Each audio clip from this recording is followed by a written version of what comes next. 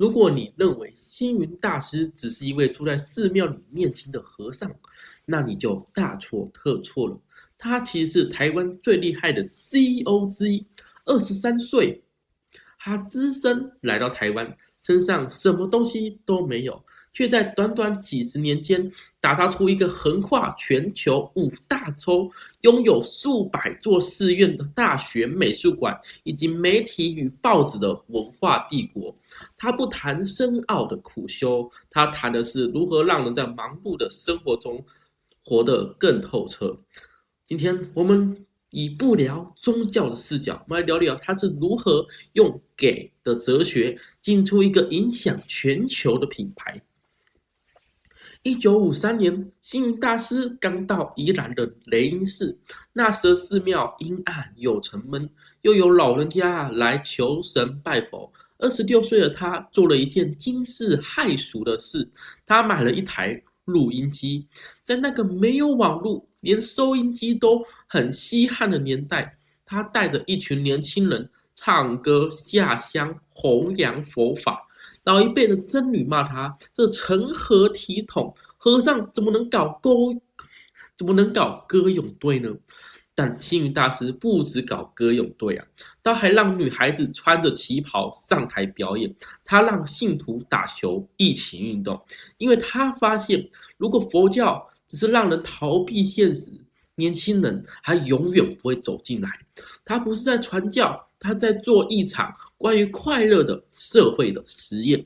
很多人以为佛光山一开始就这么大，是吗？并不是哦，佛光山一开始不是这么大的哦。佛光山一开始就这么大的话呢，那错了。1967年，他买下高雄大树的那一块土地，那里是一片荒山断崖，连鬼都不想去啊。鬼应该想去哦。徒弟问他：“师父啊，这种地方怎么建寺庙啊？”星云法师只说了一句话：“3步走过来，我们走过去。”他像个顶级的建筑师啊，也是顶级的策划师啊，亲自监工，亲自设计啊。但他最厉害的不是盖房子，而是制度。他规定佛光山的法师要出国留学，要学外语，要懂电脑。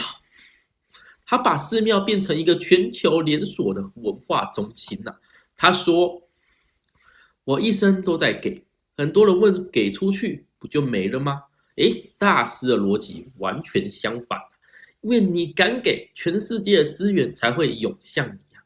这哪是宗教，这简直是最高阶的南海战略啊，懂吗？星云大师的一生，他的争议其实算蛮多的。有人说他太靠近政治了，但他只回了一句：关心社会不是参与政治。如果佛教徒都不关心社会，那才是真的自私。晚年的星云大师身体状况其实并不是非常的好，多次的中风、失明，每天洗肾，但他仍在病床上练一笔字，因为眼睛看不见，所以下笔必须一气呵成，不能停。我是真的看过他写字。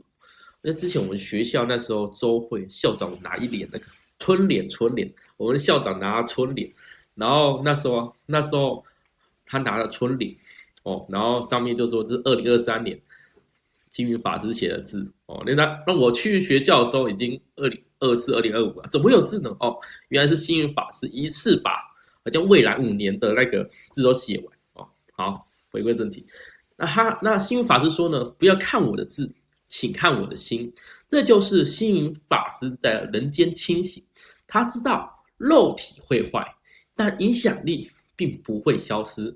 他把病痛当成老朋友，这种对生命的掌控感，难道不值得每天在焦虑中挣扎的我们好好学习吗？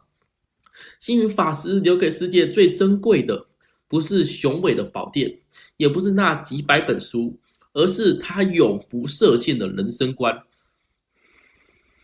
他永不设限的人生观呢，打破了神圣与平凡的界限。他在临终前留下了4个字：处事无畏。在这个变动快速、充满不确定的年代，我们每个人都在焦虑，但如果你能学会给人信心、给人欢喜的勇气，你就是自己生活里的佛。